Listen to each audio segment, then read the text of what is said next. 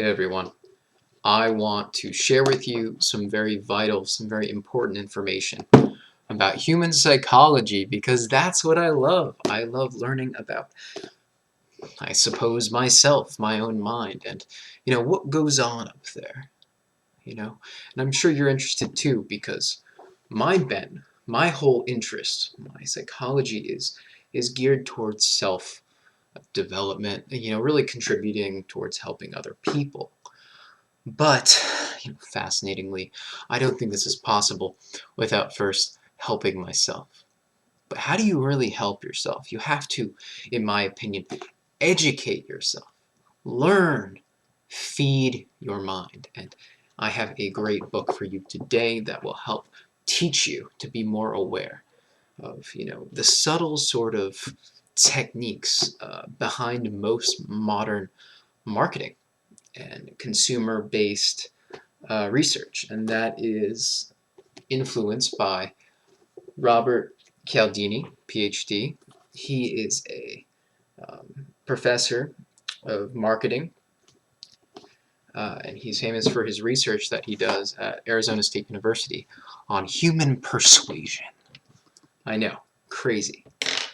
Turns out that we have now been able to identify these principles of persuasion. For example, I'll tell you one that it's just so intuitive but so interesting.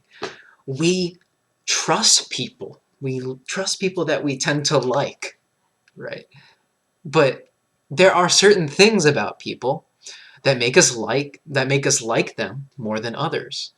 For example, we have extremely surface level things, but they mean a lot at first. Surface level things like, does this person look like me? Is this person about the same level or higher in degrees of attractiveness? This plays a huge role because we are subject to this thing called the halo effect, where we assume that people who are better looking are just smarter and more trustworthy and things like this. It sounds so superficial, but it is a fundamental human reality.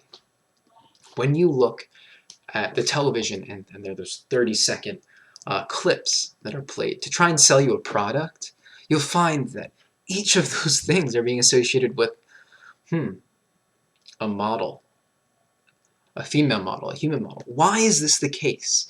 It's because as you watch that, as you look and you're like, Coca-Cola, interesting. Wow, this is great. Well, I really would like to get to my show, but you have an automatic process, a peripheral route outside process going on, taking in the information from the television set, and all that is thinking to itself is, attractive person, boom, I'll store that. Or it might be thinking, ooh, celebrity, authority figure, I'll store that. And it's storing these subtle cues, these subtle routes of information. All right. So liking is really, really interesting because we tend to like people who are more attractive, and attractiveness is mostly about symmetry, body symmetry. So people who have more symmetrical faces and bodies tend to be perceived as more attractive. But in addition, we also like people who give us compliments, people who give us praise. So in a sense, you should probably be more skeptical of those people who are too nice. Because those people who are too nice, well, they can very easily manipulate you.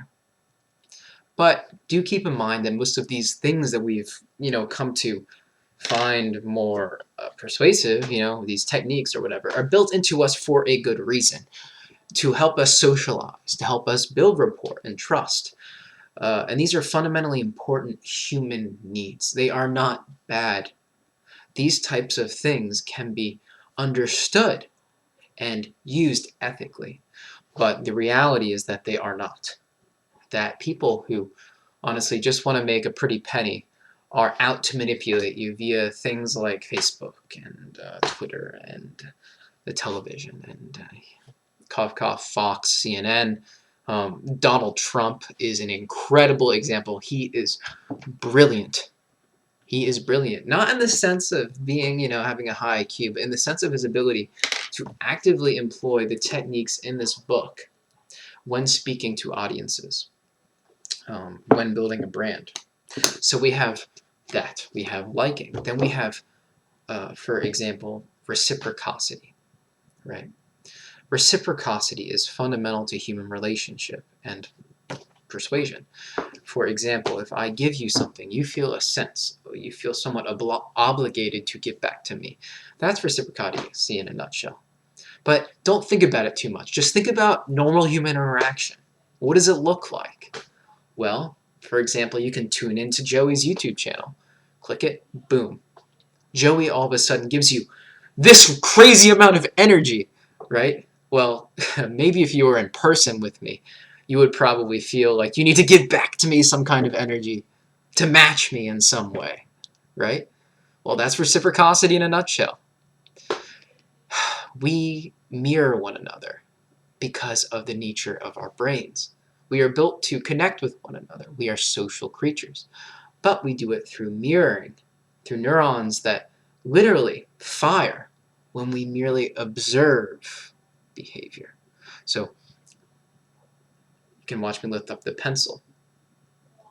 And there's a neuron, for example, firing that cues you lifting up the pencil. We are always mirroring what we are observing, especially social cues. So there's a lot of truth to the phrase, ask and you shall receive, in the sense of relationship. If I give a certain amount, by nature I expect a certain amount. Reciprocity. Okay. Now this can be manipulated. So reciprocity, and then we'll end on scarcity, which is so interesting.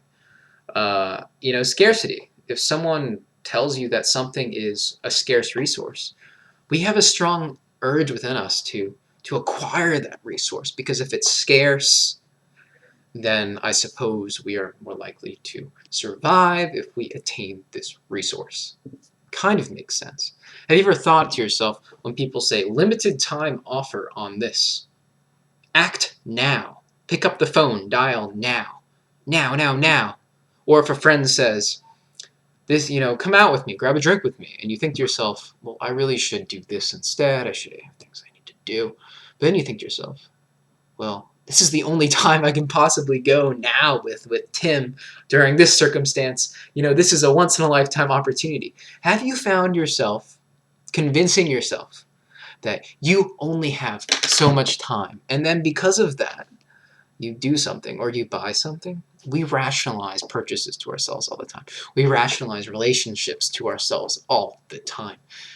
Scarcity is huge. Okay? You're not aware of these things, but these things happen. Time is a valuable resource. People are a valuable resource. Everything is a resource that is scarce and is limited.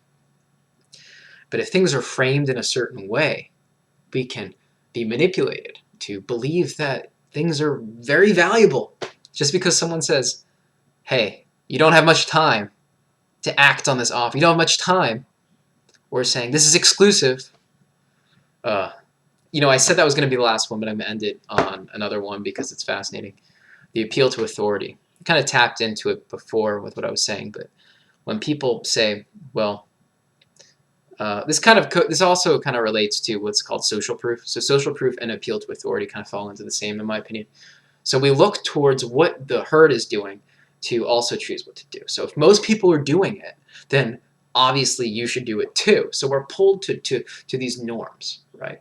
If someone says most people do this in a public way, you feel obligated to also do it. Most people go to college, Tim. You have to go to college. It's kind of like that. Or let's think about appeal to authority. If someone is trying to sell you a product and they tell you, rated #1 by top dermatologist, and then a good-looking dermatologist He gets up there on the TV with his beautiful, symmetrical face, and he's dressed really well. He's even got the coat to signify he is an authority figure. He's got his diploma on the wall. Hey, that's kind of funny. I've got a thing up there. Hey, guess what? All of a sudden, you trust him. You trust him more. You associate that with the product. Boom. Appeal to authority. So, I hope you enjoyed the video. Please subscribe to my videos. I know I'm not consistent with this. A lot of things have been coming up in my life, and I haven't been completely consistent with making stuff like this, but this stuff makes me happy. I want to share this knowledge with you. I want you to actually reflect on this knowledge and to share it and to use it, because if people become more aware of these intricate things that are part of their human nature, I think then we can make a difference in a positive way. We can, for example, be aware of when someone's trying to just manipulate us. Or be aware of the fact that, hey, maybe when someone gives me a compliment, maybe there's a reason why it feels so good. And it's okay. Something like that.